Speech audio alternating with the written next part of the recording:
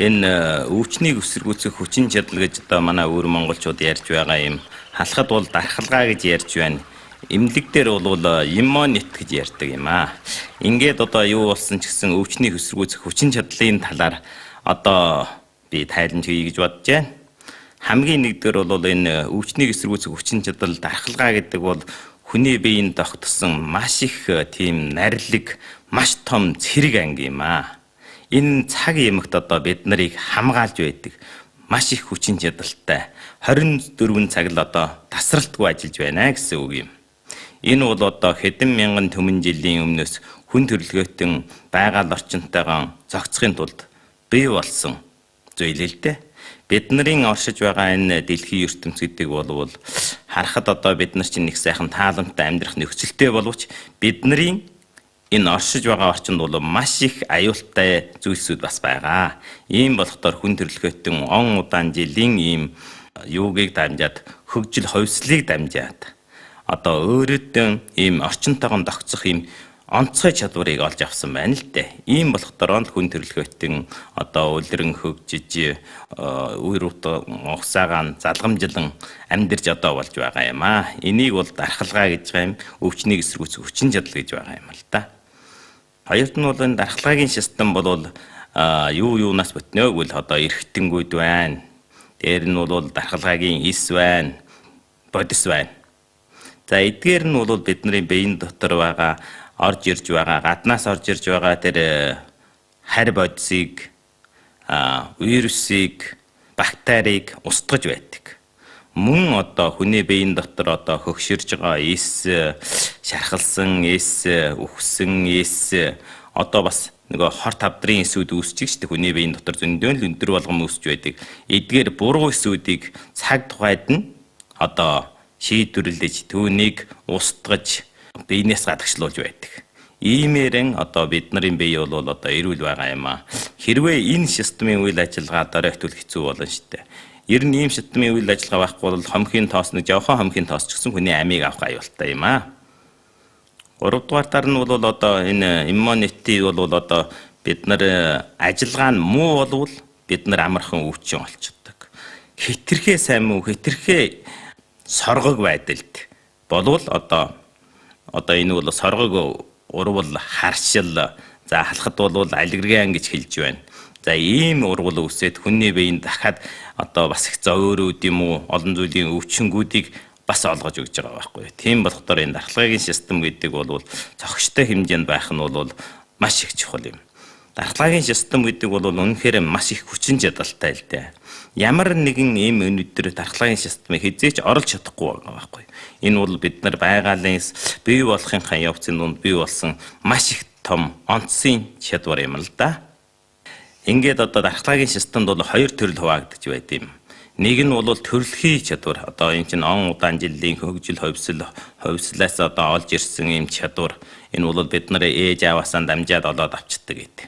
Бас нэг нь бол төрсний дараа одоо бид нарын олж авдаг ийм хүчин чадал байх ёстой. Энэ хүчин чадал нь яа гэвэл бид нар одоо энэ орчинд гарч ирснээр дараа энэ бактериудтай тэмцэл хийгээд бидний дотоод одоо энэ дархалгааны систем чинь байна шүү дээ. Энэ дайснуудтай дайн хийгээд ингээд улам болсроод чадвартай болоод дахиад энэ дайсан ороод ирэх юм бол шууд барьж бод устгадаг. Ийм онцгийн чадварыг бий болгож чаддаг. За энэ чадварыг бол бид нар төрсний дараа бий болгож байгаа чадвар юм аа.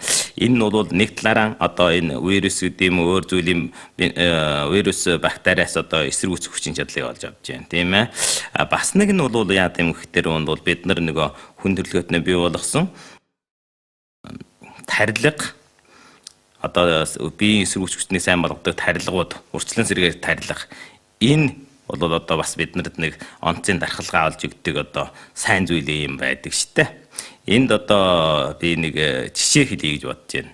Энэ дархалгааны системийн талаар энэ одоо судалгаа хийгчид одоо энэ хүмүүсүүд одоо энэ гахааны тойрогоор нэг судалгаа хийсэн мэл дээ. Нэг удаанаа энэ төрсэн гахааны тойрогийг 3 янзын орчинд амьдруулсан байна. Ямар орчинд амьдруулдгийг бол нэг нь бол маш цэвэр ерөөсөн бактаргүй газар. Нэг нь бол ерөөсөн тэр хахаа ямар л байдлаар байдаг вүлээ тэр байдлаар. Нэг нь бол одоо энэ хоёрын завсрын байдлаар. Ингээд одоо нэг хэсэг хугацаа өнгөрснээр дараа энэ өвчнийг эсэргүүцэх хүчин чадал эдний эрүүл мэндийн байдлыг үүсгэхэд бол ерөөсөн хамгийн сайн нь л гэхэд ерөөсөн тэр хахааны байдлаар амьдсан бол хамгийн их сайн тийм өвчнийг эсэргүүцэх хүчин чадалтай байгаа байхгүй. Тэр юуна хамгийн цэвэр амьдэрсэн л хамгийн муу одоо биеийн чадвар эсэргүүцэх дүр хамгийн муу байгаа. Яагаад гэвэл энэ байгаалынхан бактериас учиргүй айх юм уу одоо ингэвэл бид нар ийм хүчин чадлыг олж чадах юм байдгийг харуулж байгаа байхгүй. Тиймээс одоо бактериалг бол учиргүй айгаад байх шаардлага ерөөсөн байхгүй. Бид нар ийм орчинд өсөж боожиж ингэж амьдрах ёстой байхгүй юу? За иймэрхүү талаар одоо бас анхаарах хэрэгтэй. Одоогийн зарим хүнсүүд чинь хит ариун зөрчиг тэр бактери чинь зохих хэмжээний биднэрт хэрэгтэй. Бидний минь дотор асар их хэмжээний бактериуд байдаг. Тэр чинь бидний хоолыг шингэхээс хүсвэл олон зүйлийн үйлдэл үзүүлдэг байхгүй юу? Ийм болохоор бактери бол бидний дайсан биш ээ. Бидний одоо бас хамтран амьдрагч бас бидний найз нөхдөд юм а. Гэвч бол энэ дотор бол нэг хэсэг нь бол бактериуд бол одоо хүний биед өвчин олгож байдаг. Ихэнх бактериуд хүний биед өвчин олгодог. Жишээлбэл бидний гидсэн замд одоо хилгарамгара бактери байдаг гэж штэ. Энэ бактериуд яадаг гэвэл бидний хоолыг шингээж өгч байдаг. Бидний гидсэн дотор витамин B-ийн төрлийг бий болгож өгч байдаг. K-ийн төрлийг бий болгож өгч байдаг. Шингэлтийг гидсэн замыг цэвэрлж байдаг. Энэ маш их чухалтай юм байгаа юм. Гэвч бол энэ дотор одоо өвчин үүсгэж бактериуд байгаа гэдгийг мэдж байгаа шүү дээ. Зарим бактериудыг одоо бид нар гидсэн замд өвчин олгоно, ходоодноо өвчин олгож байна, гидсэн шархалгаа олгож байна, туулуулах өвчин олж байна, ингээд олон зүйлийн өвчин олгож л байгаа. Гэвч энэ дотор сайн бактери байна гэдгийг мэдэх хэрэгтэй. Одоогийн нэг байдлаас аваад хэлэх юм бол яаж яах вэ? Бактерийг имийг их хэмжээгээр хэрэглэснээс болоод одоо өвчин дарагдахгүй бактери нэг талаар гарч ирж байна. Хоёр бол бидний гидсэн замд байгаа бактериудын энэ төвшин тэнцвэрийн байдлыг алдагдуулж байгаа байхгүй. Ингэснээсээ болоод бид нар одоо олон зүйлийн өвчнүүдэд орооцолдож байгаа юм аа. Жишээлээд аваад хэлэхэд одоо энэ хэмжээний бактерийг өрөвслийг дарддаг эмийг хэрэглэсэн хүмүүс бол бас амархан олон зүйлийн одоо биеийн дархалгаа нь муудах, таргалах, шихэр шижин олох, амархан тэр хашил одоо олох дээрээс нь тэр ахсаа өвч олох ийм зүйлийн өвчнгүүдийг их олдог гэж байгаа байхгүй юу. Ийм болохдоор бид нар одоо энэ талаар анхаарах хэрэгтэй. Тийм болохдоор бид нар эмчийн одоо тэр зөвлөмжгүйгээр дураараа энэ юу хэрэгэлдэг? Өрөвслийг дарах эмийг хэрэгэлдэг. Энэ өрөвслийг дарах эмийг хэрэглэх чухалтай үед нь хэрэглэхээс чухалгүй үед хэрэглэж болохгүй байхгүй юу. Тийм болохдоор энийг хэрэглэснээс болоо бид нөр өөртөө их охирол ачирж байна гэдгийг ойлгох хэрэгтэй.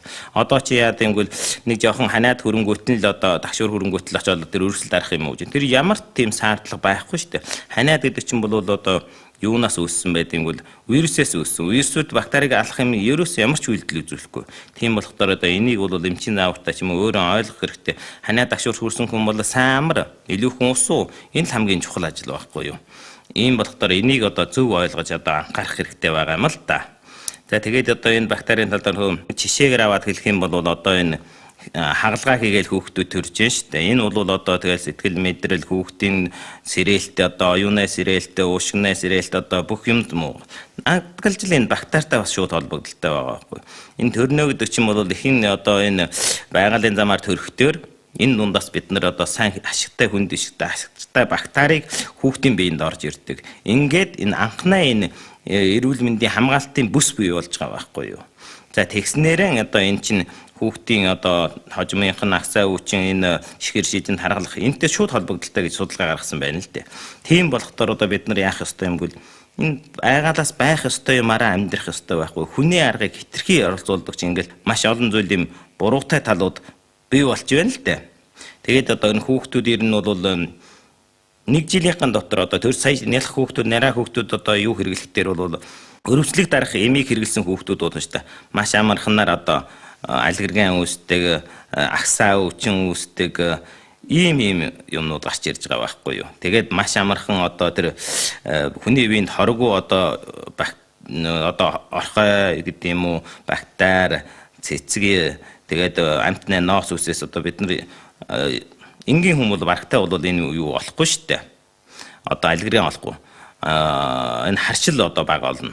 Гэвч бол одоогийн хүмүүсүүд одоо яаж яах гэхээр бол шүү дээ. Маш их хэмжээний одоо энэ альгрантын хүмүүсүүд гарч ирж байна шүү дээ. Хамар янгаж байна, хамар нь усан нүргэлж гоож байна, агсаа байна, арснаа юу гарч байна, альгран гарч байна. Энэ яагаад ингэж байгаа юм гэхээр бол нэг бол бидний ойртох бодисууд маш их болсон.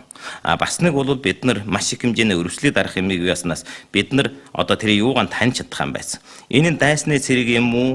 Энэ нь манай цэрэг юм уу? Энэ хоёрын донд танихгүй болохоор яа гэвэл бүгд болохгүй бол цуг нь устгая гэдэг ингээд цугаартай тэмцэл хийгээд эхлэхээр бид нарын биеийн дотор маш их хэмжээний одоо урвал үүсээд ингээд одоо соргог урвал одоо харш одоо ийм алгоритм үүсээд байгаа байхгүй. Ийм болохоор бид нар одоо бас амьдралдаа хэцэх хэрэгтэй. Заавал өрөвслөд дарах юмыг уугаад юм уу? Заавал тэр хийсвэр хагалгаа хийж төрөөд байх шаардлагагүй. Чи хэрвээ хүүхдтэй болёо гэж бодсон бол эрүүл мэнд байх ийм боломжуудыг хангаж өгөхийн тулд та өөрийн байгалийн журмаараа л төрж болно шүү дээ. Хэрвээ одоо эмчийн шаардлагатай энэ болохгүй байгаа юм уу? Одоо энэ хийсвэр хийх чухалтай бол одоо мэслэг хийх чухалтай бол заавал хийх ёстой л дээ. Ийм аргууд одоо энэ дархалгаа гэдэг системийг бол бид нар өөрөө бий болгоно нэг хэсэг. Нэг нь бол байгалаас байгаа. Тийм болохоор энэ систем байсан суурин дээр бид нар халдварт өвчин олохгүй байж болж байна. Бид нар хорт тавдар олохгүй байж болж байна. Тиймээс одоо энэ дархалгаа гэдэг юмыг бол одоо бий болгож явах бас чухалтай л дээ. Тэгээд дархалгаа зарим хүнээ дархалгаа муу зарим хүнээс дархалгаа сайн байна олон зүйлийн шалтгаанаас байгаа л да. Ерөнхийд нь аваад ирэх юм бол одоо нэг хүнд авч хэлэх юм бол олон төрлийг суурийг тавьж өгөх хэрэгтэй. Хэрвээ одоо бид нар одоо нэг бат бэхлэлт байгуулъя гэвэл тэрнээс суур түүний түүхийн материал маш их чухал шүү дээ. Түүндээ дотроос одоо байлдах цэргүүд их чухал. За тэгвэл одоо бид нар дархалгаагийн системийг яаж одоо сайхан эрүүл байлганаа гэвэл за хамгийн урдаар юуч болсон шимт хичээлийн тэнцвэр гэдэг чинь бол маш их чухал шүү дээ. За сэтгэл зүй тийм ээ. Тэгээд би сэтгэлийг сайхан тайван амгалан байлгадаг, зохистой амардаг, сүндэн унтаж амрах юм уу, зохистой тамирын хөдөлгөөнд оролцож байдаг, уур амьсгал байдаг, арх тамхи гэдэг нэн онцгойлон анхаарах юм бол энэ багтаа өрөвслөд дарах юмыг бити дураараа хэрэгжилж байгаарэ. Энэ бол тийм сайн явдал биш шүү. Өөрийн биеийн жаахан зэхрэгжүүлчих юм бол тэр өрөвслөд дарах юмыг уугаад байх шаардлага байхгүй. Ингээд өөрийг нь зөв авч явах хэрэгтэй. Өөрийн биеиндээ тийм сайн дархлагын системийг бий болгож явах хэрэгтэй. Нин жохол нь одоо хүүхдүүд одоо юм уу настайчууд 60 настай хэсгүүнүүд тэр дархлагын одоо юу ер нь тэгээд хүн болгоно одоо тэр зохистой тарилга урчлан сэргийлэх тарилгыг одоо сайн хийлгэж явах хэрэгтэй. За ингээд олон зүйлийг сайхан тэнцүүхэн аваад яваад байх юм бол та олон зүйлийн өвчнийг одоо эсэргүүцэх хүчин чадалтай болно. Энэ тэгэл одоо тэр хүнд халдвартай өвчнөө үед одоо тэр саарсын үед ч гэсэн зарим хүн тэр өвчнийг олохгүй л байгаа байхгүй. Ингээд яа бидний биеийн дотор ийм сайн зүйлийн дархалгаа байгааг л харуулж байгаа юм л да.